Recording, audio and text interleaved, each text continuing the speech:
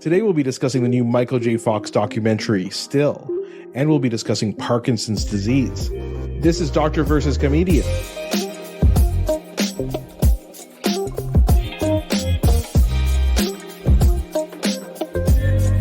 I'm Dr. Asif Doja, and this is the Doctor of Laughs. Not a real doctor. Ali Hassan. Every episode I pick a topic for Ali from comedy and entertainment, and I question him about it. Then Ali picks a topic from medicine and health and grills me on that topic. Today we'll be discussing the new Michael J. Fox documentary, Still. And since Michael J. Fox suffers from Parkinson's disease, in our second half, we'll be discussing that disorder.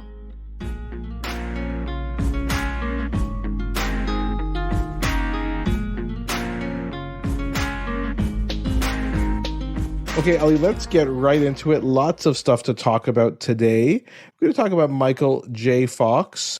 Yeah, and do we have a spoiler alert? Do we say that? I would say if you have Apple Plus, get into this, especially if you know Michael J. Fox's life, if you know his work.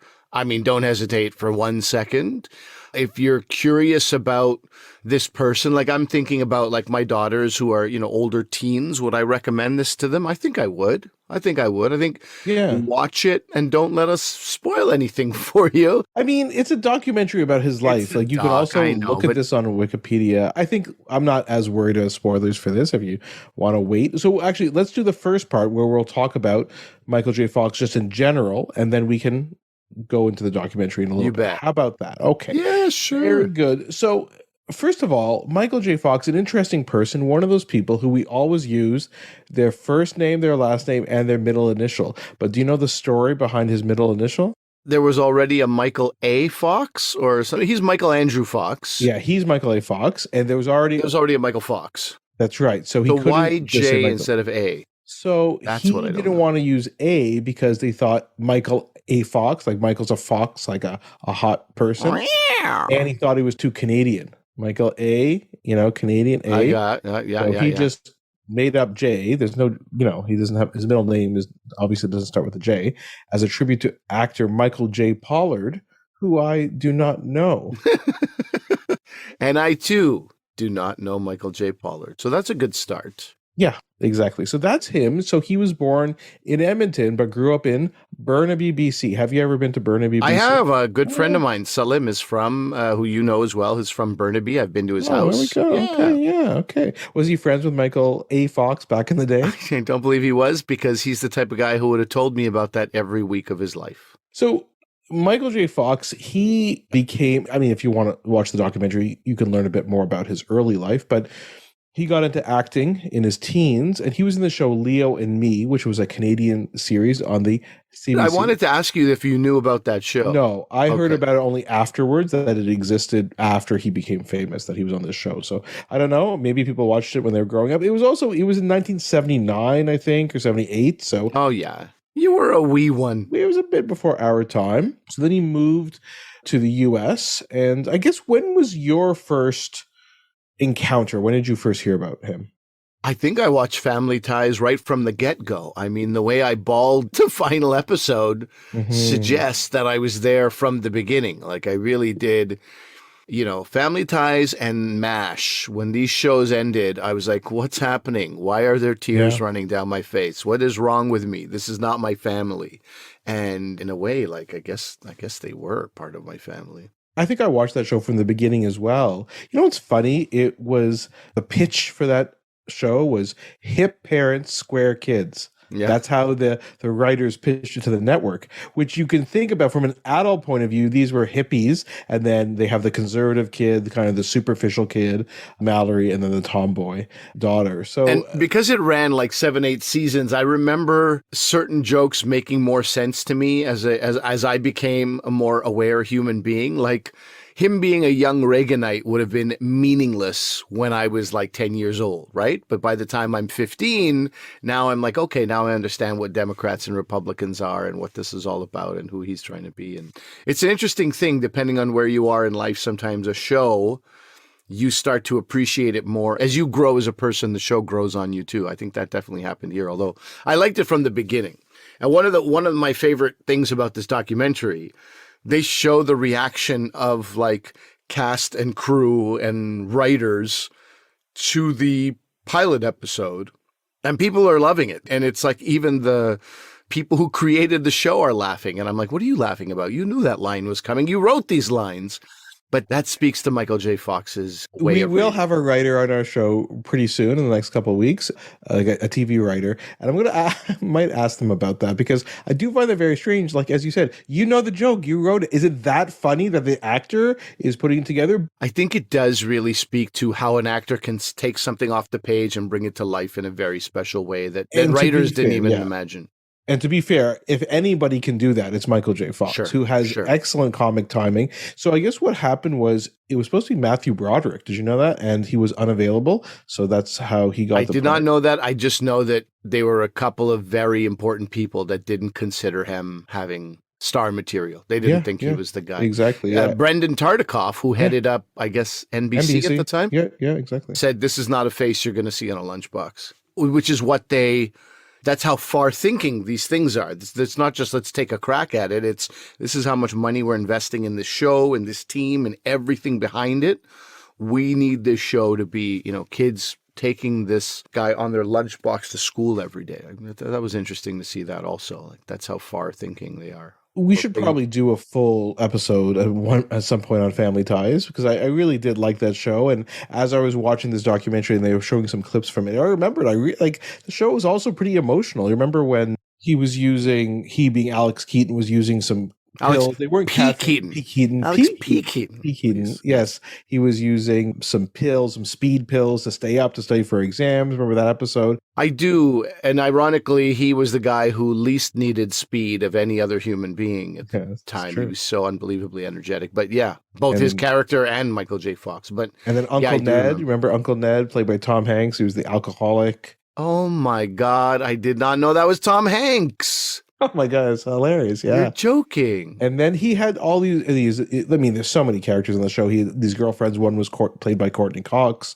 And then later on, of course, his girlfriend was played by his real life wife, Tracy Pollan. Yeah. And I was watching, again, on the documentary, and I was remembering some of these episodes. Remember, like, this song by Billy, Vera, and the Beaters, What Would You Think I Would Do at This Moment?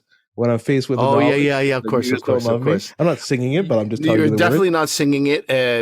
Thank you so much for that, by the way. But also, I know the song so well, but you threw me off with Billy V and the Beaters. What? I think it was Billy Vera and the Beaters. Billy Vera. I've never heard that name. I mean, I think it was only that one hit. Yeah, clearly. But, I mean, that song was so huge. And then Michael J. Fox and Tracy Pollan in the bus station, I think they were.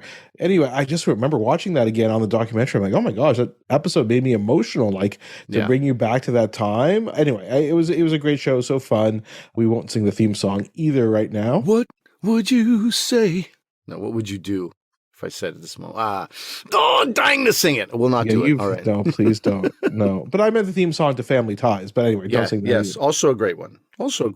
Yeah, so definitely Family Ties. And then, of course, Back to the Future. Now, Back to the Future, I think I mentioned this before on the podcast.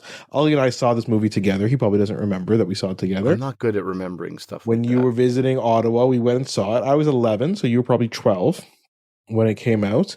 It was amazing. It was amazing then. It's amazing now. It's one of the best movies ever made, in my opinion.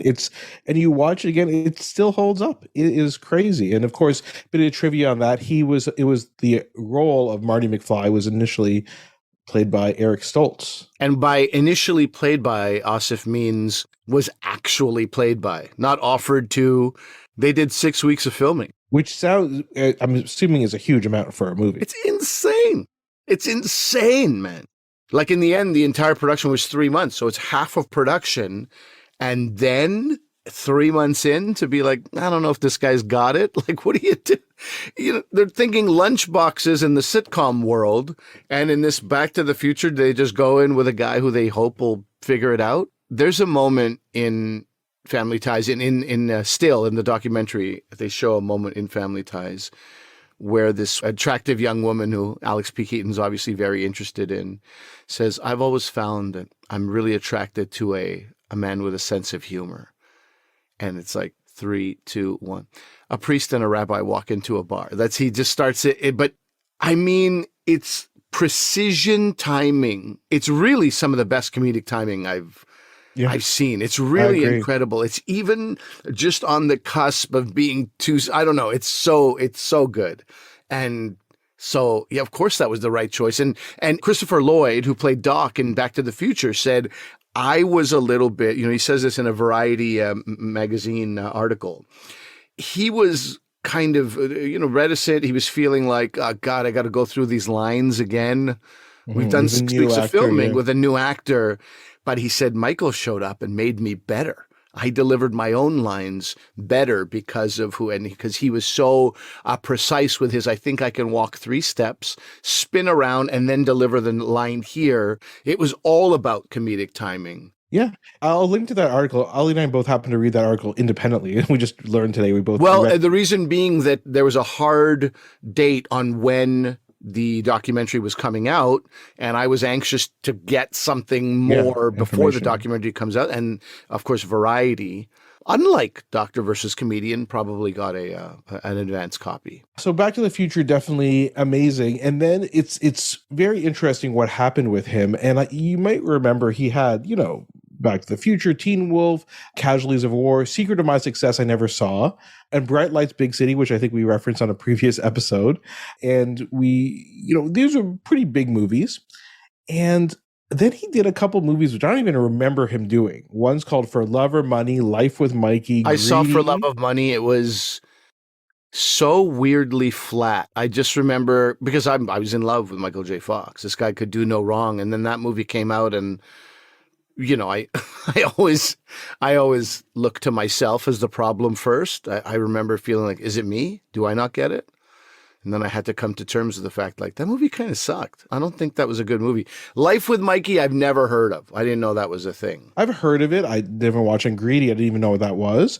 So he kind of had this downturn kind of after the Back to the Future movies, after a couple of hits. He turned down Ghost with Patrick Swayze, Demi Moore, because he said he didn't see how it could work. So he says, I'm a bit of an idiot for turning that down. I mean, retrospectively, I'm not sure how he could have worked instead of Patrick Swayze. Now, having seen Patrick Swayze in the movie, what are we talking about? Yeah, it is true. That is kind of like, I don't see how it would work either, actually, when you mention it. And then he did a movie called The Frighteners in 1996. It was supposed to be made by Robert Zemeckis, like another Back to the Future, Zemeckis Back to the Future, but he got Peter Jackson to do it. Peter Jackson, of course, from the Lord of the Rings trilogy, King Kong, etc.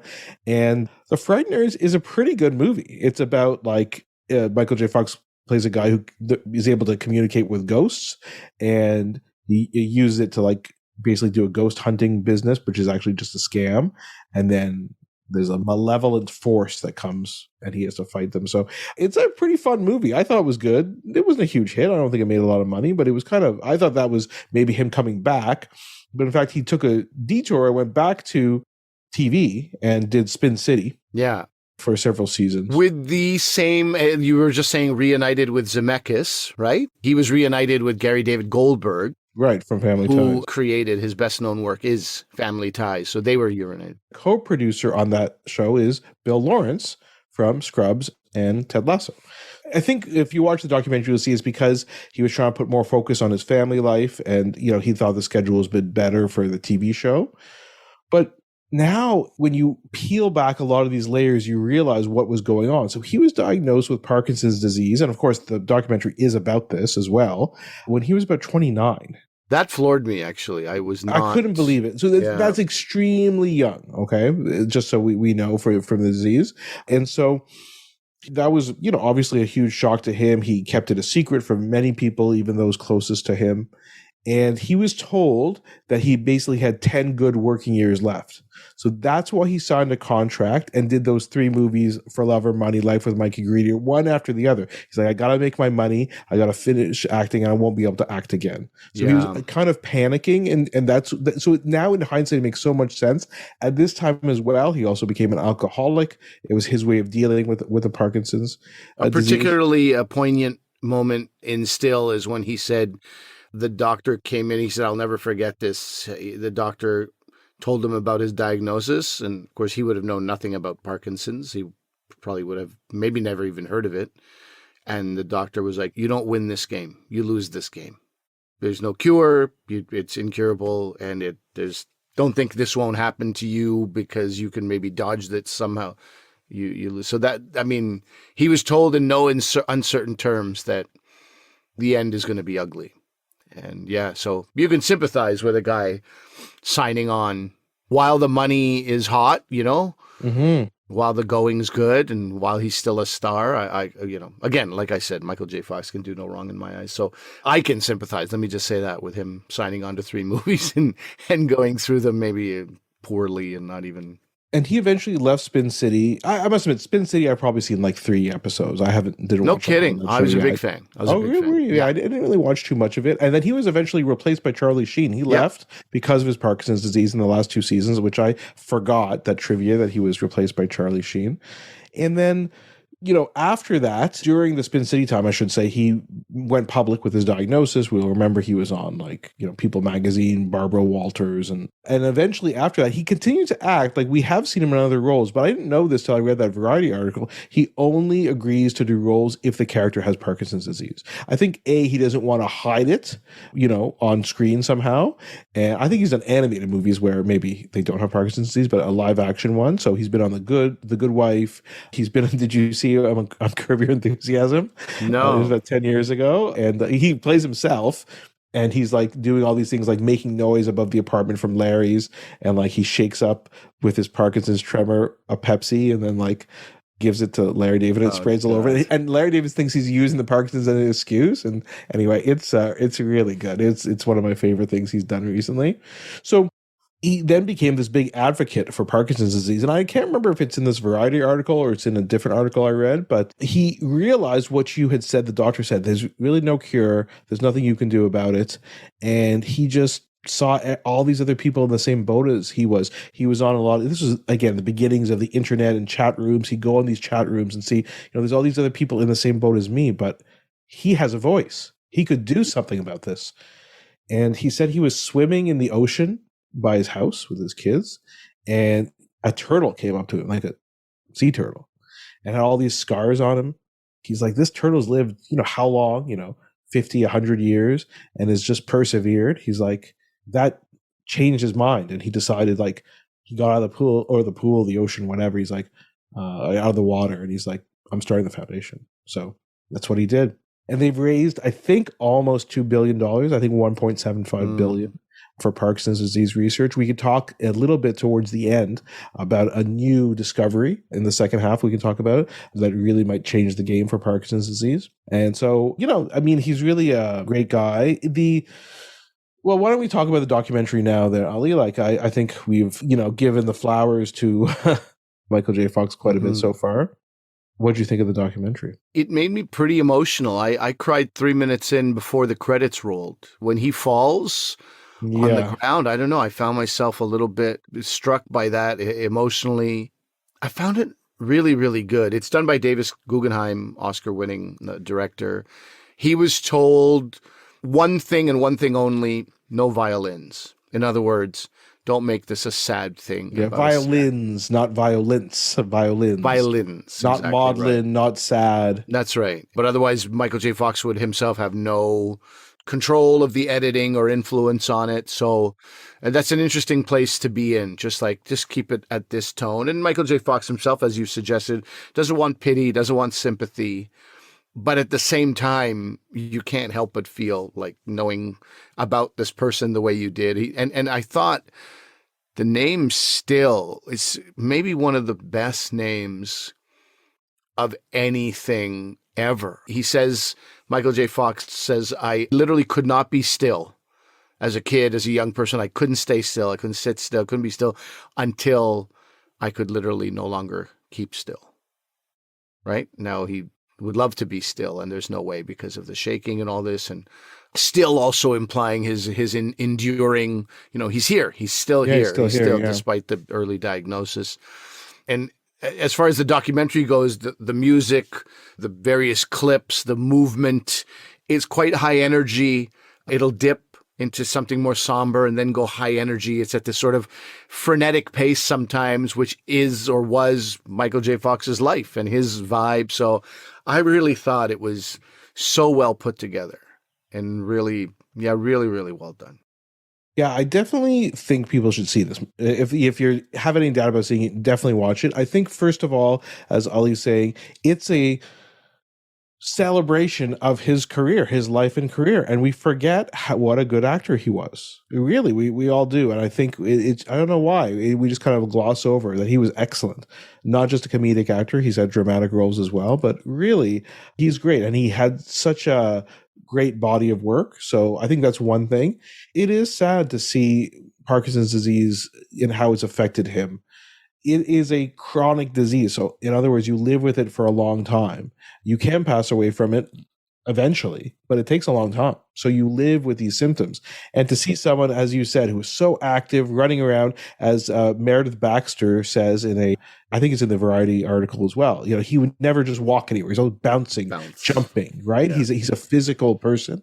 And then now, as you said, he does move around, but not in the same way. And it's difficult to hear about how, I think during the filming of the documentary, he fell like so many times, injured his orbital bone, injured his arm, got an infection in his arm. He's broken several bones. Yeah. So that is tough to see, I think, but I don't know. It is, but it's not depressing, right? There's a real beauty in it. And it's a man who, like, despite everything, despite the cards he's been dealt, because Parkinson's, and we'll talk about this momentarily, feels so arbitrary, and I don't know if there's any genetic component or not, but it feels like these are like it's a real raw deal, and you're dealt some really bad cards, and he's really made the most of it. There's sort of been a rebirth of Michael J. Fox once he had that realization. Thank you, Turtle. So it's good. There's beauty. There's purpose. There's love between him and his wife still. This incredible she seems like an incredible person, eh? Yeah.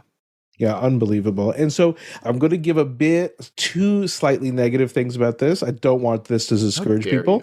I'm not a huge fan of Davis Guggenheim's style of doing it. He does a lot of reenactments in this, like a lot. And now it's narrated. A lot of these are narrated by Michael J. Fox, which is really good. In fact, they show you him recording the narration and how difficult that is for him with his Parkinson's disease, which is very interesting. But they're kind of reenactments, and he splices in parts from his movies. It's interestingly done. I don't think it was my favorite way to watch a documentary, but that's okay. One really interesting thing is when Michael was talking about when he developed Parkinson's but didn't tell anybody, you can see, and they kind of almost zoom in, but they don't, but you're focusing now on his left hand, which is more affected at that time, and you can see it moving around. He says he always has to hold something in his hand so you wouldn't notice that he has the tremor. It's fascinating to see, because you can definitely see it in some of his movies, and certainly in Spin City. It's quite obvious. Well, the paparazzi was coming right out and saying, do you have Parkinson's disease? I'm not sure how the paparazzi is so medically well informed in the early 90s, but they bit the story. He was going to come out publicly on whatever it was, a Monday or a Tuesday, and on the Friday they released the news. Mm-hmm. And he thought his life was over. Even more so. It was even worse. It compounded the diagnosis that now my kids are going to find out like this. Everyone's going to find out. And you mentioned Bill Lawrence earlier, who was doing Spin City. He knew, and they kept it very, very tight-lipped. Yeah. None of the cast and crew knew. They sometimes we'll talk about why, because they had to film around the dosing of his medicine, right? So he was peaking at the right time, but we'll get into that in a second. The second criticism, by the way, just to finish up, it's not really a criticism. I thought the documentary was way too short. It's an hour and a half, I think, maybe, and I couldn't believe when it was over. I'm like, that's it? I thought I had like another 45 minutes. You want to learn more about how he's doing now, how his family's doing now, what's going on with the Michael J. Fox Foundation, want to explore more of his career. I really, really wanted more. And, it doesn't overstay its welcome, which is great. It's very quick watch for people, but I wanted more. And thankfully, I was doing some research. I think he has 3 or 4 autobiographies now. He has 4 books, yeah. And apparently they're amazing. I haven't read them, but apparently they're very well written. And I would love to, read those or listen to them on audiobook even.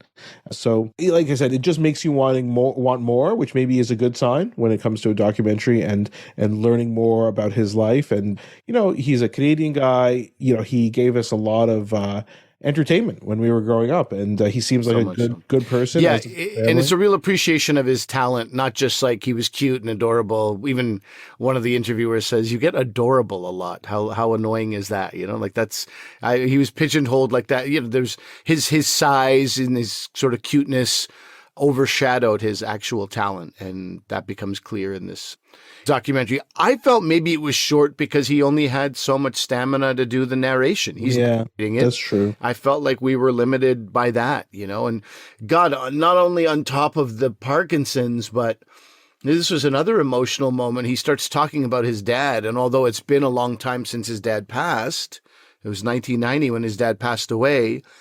Part of the narration is talking about his dad, who basically thought he was a big screw up for a long time, had this moment of like, all right, well, if you're going to be a lumberjack, you might as well go to the goddamn forest. And they went together. They drove from BC to California. I guess his father set him up there and then left, maxed out his Visa card. So in the same, session or sessions where you're talking about your father's death, talking about what your father sacrificed to you, what he meant to you, the joy that he had, I can't imagine how overwhelming that is. So it's not just the Parkinson's, it's also there's actual, like, from a human element, there's difficulty in going through and revisiting all this stuff. So yeah, I just felt like maybe, it speaks to the Parkinson's. That's why it's as short as it is, because that's all he has the stamina for. And originally I had heard, and now I don't know where I heard or read that, but it was like the reason he was putting out this documentary is because his situation was getting worse. But you also read about these promising things in the world of Parkinson's research. So I'm not sure. Yeah, I'm not sure either. I think he has commented that he does find like his movement is getting worse, his memory is getting worse. Sometimes even his talking is getting worse. So, well, why don't we switch topics then, Ali, and talk about Parkinson's disease, and we can talk about some of the breakthroughs that's been made from his organization.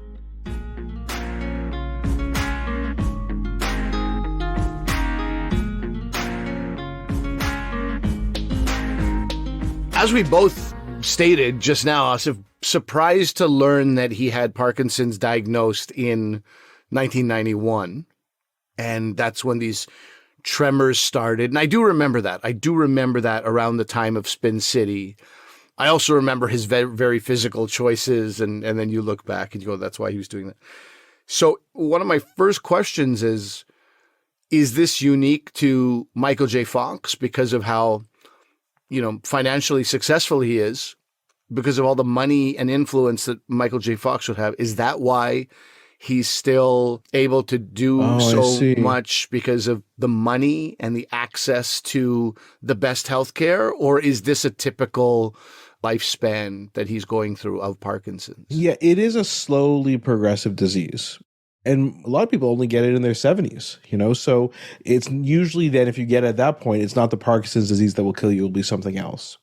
But the earlier you have it, the longer you're going to live with symptoms. He's only 61. He's like barely 10 years older than us. So, he's lived, whatever that 30 years basically with this, 30 plus. And I don't know how well he's doing, actually. Unfortunately, you see a lot of things. I think he's with a personal trainer in the documentary, and it's tough. And we'll talk about what the limitations are with the medicine in a second. And I think it'll make a lot more sense in terms of what you see in the documentary. But why don't we take a step back, because we often do, and start off with what exactly it is. So first of all, just, it's one of the most common neurologic disorders. 1% of people over age 60 will have it. And again, it causes progressive disability over time. You can slow that, but you cannot stop it, unfortunately. It's a bit more common in men than women, 1.5 times more common in men than women. And so what is it? It is this loss of dopamine in the brain. Okay, we talk about dopamine a lot, the dopamine rush and gambling and checking your messages on your phone. But dopamine is a neurotransmitter in the brain that has lots of functions. But one of its primary functions is in our motor system, to allow us to initiate movement and to produce movement. And you lose these dopamine-producing neurons in the brain in an area called the substantia nigra pars compacta, okay, a very small area in the brain that produces dopamine. Why that happens, which is Ali's big question as usual, we don't know. Awful. But the other thing you get is the accumulation of what are called Lewy bodies. Okay, LEW. And we talked about Lewy body dementia connected to Robin Williams a few months ago. Right. So when that is affecting these other areas of the brain, you can get Lewy body dementia. And we talked about how there's a spectrum with Parkinson's disease. So just so people remember, in case they don't recall what these Lewy bodies are, you have this protein called alpha-synuclein. All right, that's in our bodies. That will come into play a bit later in our talk. And it becomes misfolded and it clumps together with other alpha-synuclein. And we can't remove these clumps. So then it's thought that this becomes toxic to the cells. And if you look under a microscope, you can see these clumps and neurons, and that's what these Lewy bodies are. Okay. There's a genetic component to it, but not guaranteed. Is that right? Exactly. That's about 10% of cases. So you think if you get Parkinson's disease and you're under age 50, like Michael J. Fox was, that could be more genetic, or if it runs in your family, it could be likely to be more genetic. So then you might get genetic testing at that time for it. Certain other people like Ashkenazi Jewish people may have a higher risk as well. But I'm pretty sure Michael J. Fox, because I've done a lot of reading about him, I don't think he is a genetic cause from what I could read. If I'm wrong, someone please let me know. But I couldn't see that on the Michael J. Fox Foundation website. So there's a genetic risk, but it's not 100%, right? Because 90% of patients don't have any genetic risk factors. Mm-hmm. We don't actually know. Some people say they could be environmental risk factors. So if you've been exposed to pesticides, live in a rural environment, have well water, living close when you're growing up to industrial plants or quarries. What's interesting is I found this when I was doing my research. Apparently 4 people, including Michael J. Fox, from Leo and me, developed early onset Parkinson's disease. Oh my God. So I guess the British Columbia health authorities did not think this was enough of, to investigate further. it. And you know what? It actually, now I'm thinking about it, may not even have been British Columbia. I'm not sure where it was filmed. Could have been filmed in Toronto. But anyway, whoever the government agency was investigating didn't think it was enough of a case load to investigate further. But then, Michael J. Fox says this, and if you read interviews with him, he's like, I don't know, like I grew up kind of, in rural Burnaby. I was, played outside all the time. Who knows what I got exposed to? Maybe it was a summer job I had. He doesn't know. And he says you could really beat yourself up thinking about that and what I did, what I didn't do. So I think he kind of puts it out of his mind. He is a self-described eternal optimist, right? Which is also very interesting when you're watching this movie, right? Like, how do you deal with your body failing you as an eternal optimist, right? But he is. But 2 things interesting. Several studies have found 2 things that are protective and lower your risk of Parkinson's disease. One of those is caffeine, and the other one is cigarette smoking. So we're not telling everybody to go out and do those things, ingest caffeine or smoke, because again, causation and correlation are 2 different things, right? We don't know that what prevented you from getting Parkinson's is your cigarette smoking, right? There could be other factors as well, but interesting. Tell me what Parkinson's, how it manifests itself, what it looks like in different people. We've seen with Michael J. Fox, he's been very public about his own Parkinson's and what it means. That sort of falling and that trembling, is that very common with pretty much everyone who has? Yeah, we'll get into that. It becomes a bit complicated. Okay, so we have a mnemonic to help remember the cardinal symptoms of Parkinson's disease, and it's TRAP. Okay, TRAP, tremor, rigidity, akinesia. The other word for that is bradykinesia, and then P is postural instability. Okay, so the tremor is what often happens first. It looks like it was a pretty prominent sign for Michael J. Fox and his earliest sign that he had. So this is a tremor at rest. So you're just resting your arms, like say on your legs, just sitting normally, and you'll have a tremor there. Sometimes you don't even notice that. Sometimes you have a decreased arm swing on one side, an asymmetric arm swing. And then over time, this tremor can become more and more obvious. And as well, you can get other motor issues. So you get a stooped posture, kind of a leaning over posture. I don't know if you remember Pope John Paul had Parkinson's disease, and a lot of people in neurology could kind of tell because of the posture he was kind of assuming over time. So then you get rigidity. So this kind of stiffness, and we call it lead pipe rigidity. Like you try and move someone's arm or leg or straighten them, and it's just very stiff. Again, so you can see you don't have the dopamine, right? So it's impairing your ability to move. And then you have Tell me about that connection to dopamine and movement, because he does in the documentary, Michael J. Fox pop these dopamine pills. Yeah, okay. I'm going to get to that. Just remind me about that. I'm going to get to that when it comes to the treatment because it's very important. But you're right. He is essentially taking extra dopamine. He's actually taking it to initiate his movement, to allow him to move his face, to talk clearly, and to walk, essentially. Because the other thing is this akinesia or bradykinesia where you can't actually walk. You're slow to get up. You're slow to turn. You saw when he tries to turn in the documentary what happens, Ali? He stumbles and almost falls, and he did fall at one time because this is a spoiler for the documentary, but the very beginning is Ali says, somebody passes him by in the streets of New York and says, "Hi, Mr. Fox," but they had already walked past him. So he turned around, I think, to try and say hi. But turning is very, very difficult for people with advanced Parkinson's disease. And so then you could kind of fall over. And so you take these small steps, and sometimes you have this frozen feeling where you're frozen to the floor and you can't walk. And sometimes that will happen when you're transitioning in like a threshold, like walking into like a room, and you just can't, for whatever reason, initiate that gate. So it's like you're frozen there. You can see that would be a very disturbing symptom. And then the last symptom is this postural instability or falling. Okay, so you can't maintain your posture. If you have someone lightly pushes you, you'll fall over. Again, it's a difficult with turning, difficult with falls. That doesn't happen early in the disease. That happens later on in the disease. If it happens earlier on, it could be another similar but different diagnosis than atypical Parkinson's diagnosis.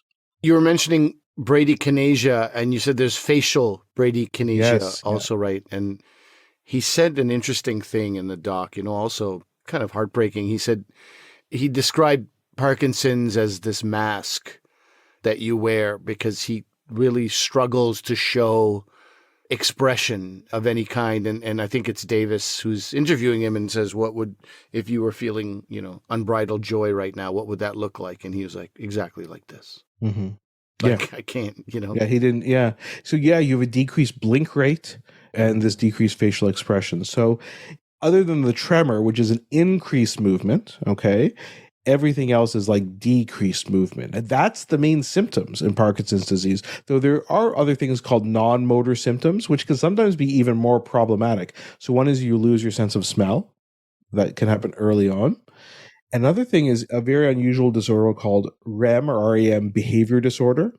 So it happens during REM sleep. So what happens when you go into REM sleep? REM sleep is dreaming sleep. Okay. So when you're having a dream, your brain sends a signal down to your spinal cord that says, don't move your body. Okay. I don't know if this ever happened to you. Have you ever woken up and been paralyzed for like a very short period of time? Has that ever happened? It's not very common, but it happens to some people. No, I don't think that. No, it hasn't happened to me either, but this happens. So that's because you happen to be waking up during REM sleep and your body hasn't quite activated your spinal cord, say, oh no, you're allowed to move now. The reason why your body doesn't want you moving during REM sleep is dreaming. When you're walking around in your dreams, doing stuff, maybe you're James Bond, fighting an adventure or whatever. If you don't inhibit your spinal cord from moving, you will move during REM sleep. Okay?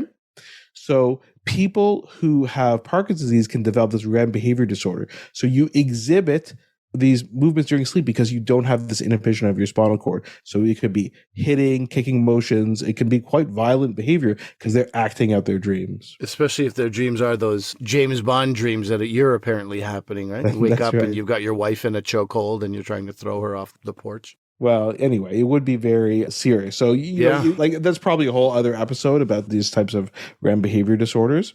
But you can have forgetfulness, eventually dementia in some people, urinary problems, constipation, excessive saliva. So these are all other features that we can kind of see with Parkinson's disease as well. How do we, I've felt, a tremor here and there. I think people worry about different movements that their body, some part of their body's making that they're not initiating. When do you think I should go in for a diagnosis? If you notice those symptoms, so a tremor that's there, it usually starts on one side, not really both sides. If it's there just when you're resting and it's uncontrollable, that would certainly be a clue. Or this kind of slowness of movement. But it's hard unless you have Parkinson's disease or you're a neurologist to really know what we mean. It's not like, oh, I'm tired. Oh, it's taking me so long to get out of bed. No, it's like you physically cannot, even when you have full energy, do those things, right? That's what would be more concerning. But if you are, you should go see your doctor. It is what's called a clinical diagnosis. There's no test to do. It's just, do you have this symptomatology? Can you exclude other things that may be similar, like some of these? We won't get into them now, but there's things that are atypical Parkinson's disease or Parkinsonism, I should say. Atypical Parkinsonism type diseases. You have to exclude those. So you may do an MRI just to exclude other causes, but the MRI won't necessarily be abnormal in patients with Parkinson's. But as you're saying, it's like a list of questions and maybe just like a physical test, but no technology is really required to No, there is a very cool technology called a DAT scan, which can look at your dopamine producing areas in your brain, but that's not really used to diagnose it. It's usually if you're not sure, because sometimes you can get Parkinson's disease from taking certain medications that can act like that. So if you're not sure if it's from the medicine or from someone who's Parkinson's disease, you could do a scan like that, but that's not that common. So really it's just, your doctor or neurologist examining you and going through the history, and usually they can figure it out from there. Okay, so let's talk about the treatment. And you told me to put a pin in the dopamine. Yeah. And for, people like myself, the layperson, dopamine is the thing, we associate it with pleasure, right? You do something good, you've achieved something, you get a surge of dopamine in your brain. I didn't think it was, I need to understand the connection between that and motor skills. Yeah, that's right. So you need dopamine in order to activate these I'm just simplifying it a bit, but to activate these pathways in the basal ganglia, which are these deep structures in the brain that control our movement. So you need dopamine for that. You cannot produce dopamine in Parkinson's disease. So if you take it as a pill, like Michael J. Fox did, that will help with some of the symptoms. So the main thing we use is called Sitimet or levodopa carbidopa. It's the levodopa and carbidopa has to be used just to allow essentially more of the dopamine to get to your brain. That's why we use that particular formulation. That's the short reason why we use that. And so that works. It has a relatively short half-life, so you need to take it several times a day, usually 3 or 4 times, maybe even more times a day in order to get the effect. And then that will increase your dopamine levels and allow you to do those movements that you have difficulty doing. There's other things that you can use. Some of them are called monoamine oxidase inhibitors that can be used early in the treatment of the disease. There's other medicines called dopamine agonists. So actually they just produce more dopamine essentially. The problem is they can have some side effects, and some of them are just being tired or having hallucinations, but some of them are called impulse control disorders. So this would be pathologic gambling, shopping, pathologic internet use, hypersexuality, and hoarding. And the reason is because of what you said before, right? The dopamine hit. Right. Exactly. So now you're causing these things, these dopamine-related behaviors like gambling. So it is kind of interesting. And so there's a limitation. So let's say you're on the main treatment, which is levodopa carbidopa, okay? So you're taking that. This is what Michael J. Fox was taking in the documentary several times a day. But when you start it, you can take it and then you get a sustained benefit during the day. But what happens is the effect then in many people wears off after 4 to 5 hours. Okay, so that means, and that can shorten. Okay, so that time window where it's effective shortens and so on. So some people, it only ends up lasting 2 hours.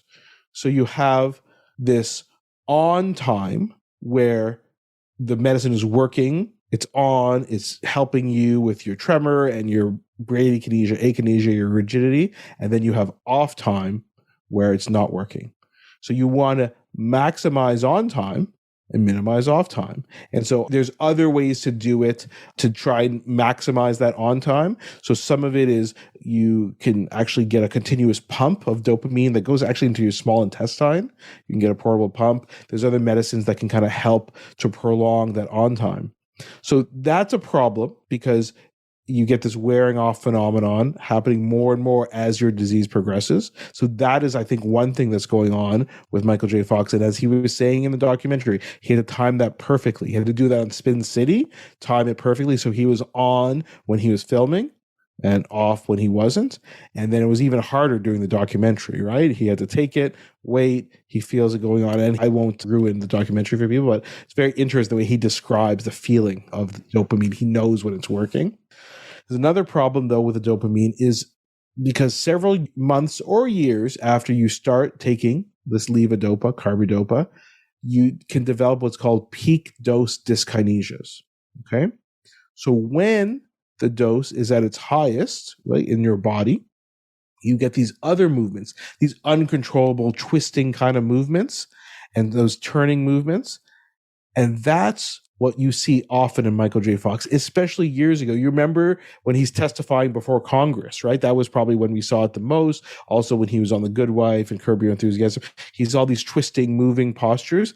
That's not the Parkinson's disease. This is essentially a side effect of the treatment.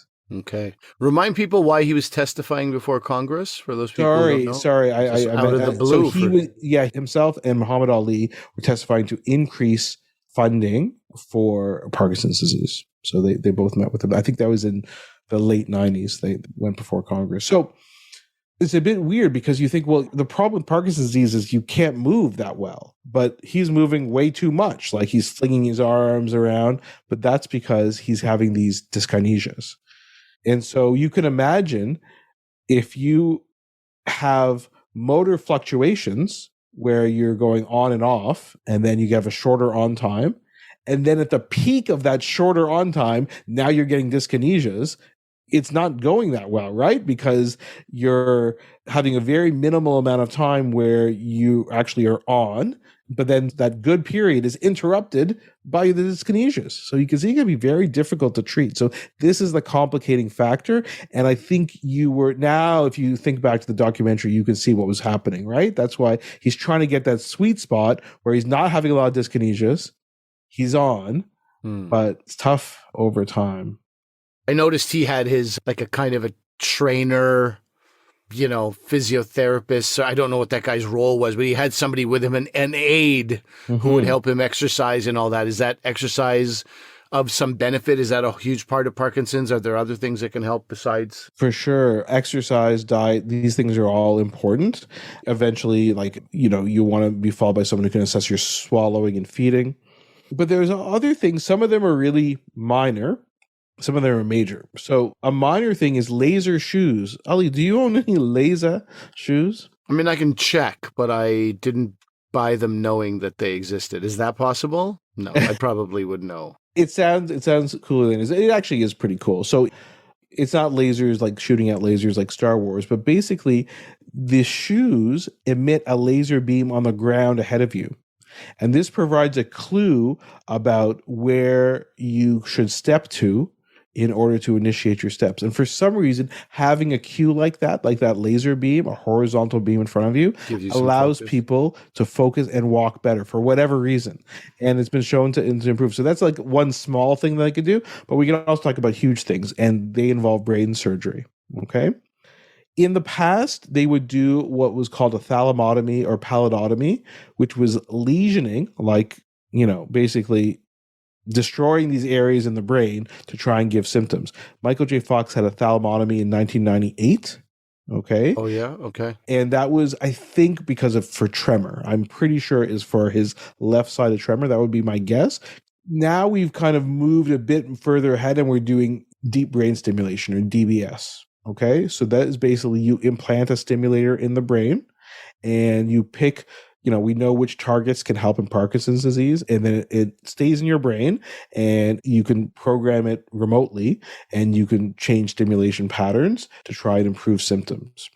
So that's best for people who have, you could do it in certain areas of the brain if their tremor is really disabling.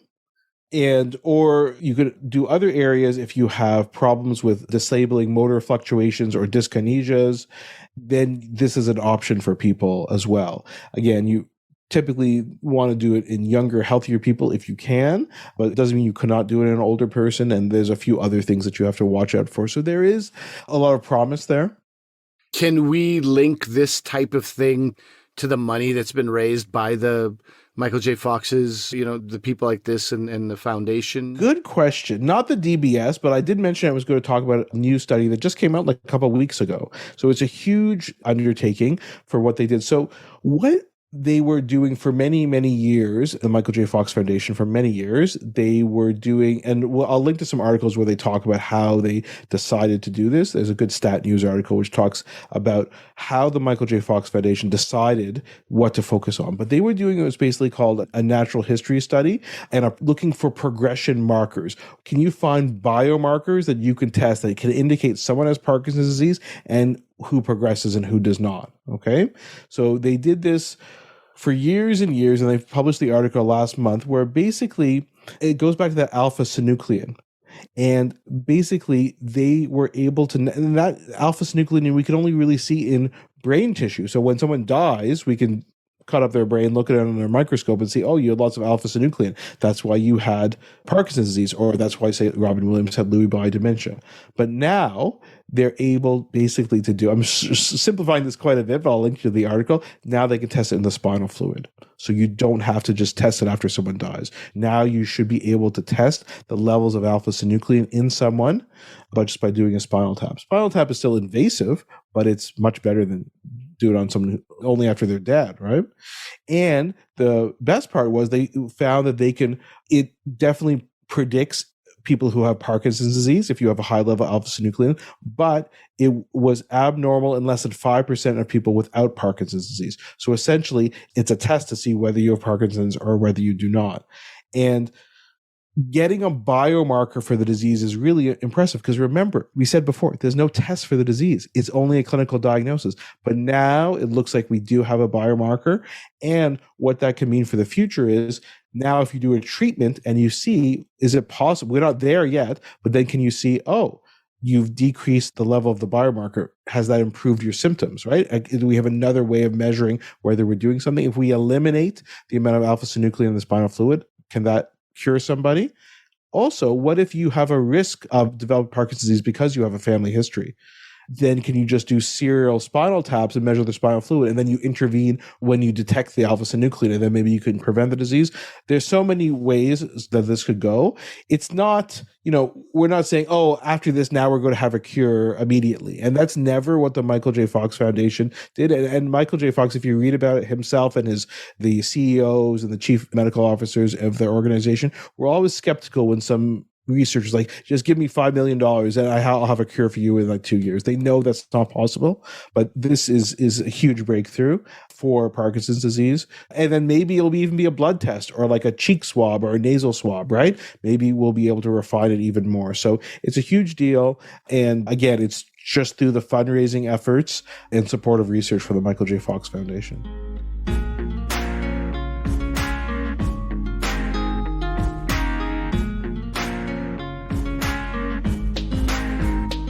Okay, everyone, so that is our show for today. Let us know what you guys thought. What do you guys think about good old Michael J. Fox and that documentary? Still, let us know what you guys thought about it. Also, I'm curious if people think the same way I did about the directing, or do you guys like it and I'm just too harsh? Maybe, I don't know. Too harsh.